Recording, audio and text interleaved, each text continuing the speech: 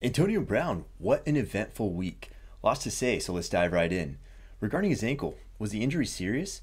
His statement yesterday tells us that the answer is yes, very serious in fact. He has a torn ligament, loose bone in the ankle, and cartilage damage.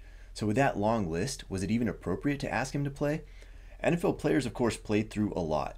In this case, Brown was going to need surgery eventually. The question was really about timing.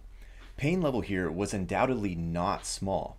But if he could play through it in a way that keeps him effective, allows him to protect himself from 300-pound defenders, and he's not going to make things drastically worse, then yes, he could play. Most likely, he was going to attempt this and have the ankle treated with surgery in the offseason.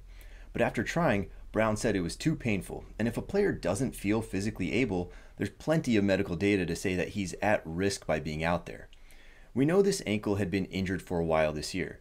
Temporarily treating the pain with injections to make it through a couple of games and a playoff run is not an unreasonable strategy as long as Brown was informed and on board. It sounds like he was willing to try, so very reasonable to have him out there to start the game. But once he says it's too painful to make football moves, that's where the line is drawn. What was actually said on the sidelines is under dispute, and we may never know. But Brown is still a star player.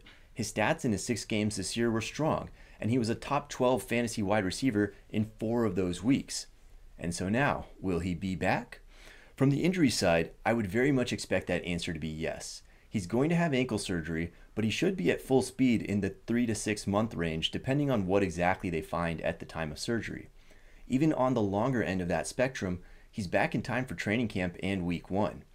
The cartilage damage to the ankle puts it at risk of flaring up again during a season, but his level of play by week 1, and really as long as he stays healthy, should be very similar to what we saw this year. Fantasy owners in Dynasty and Keeper leagues should plan to hold on to him.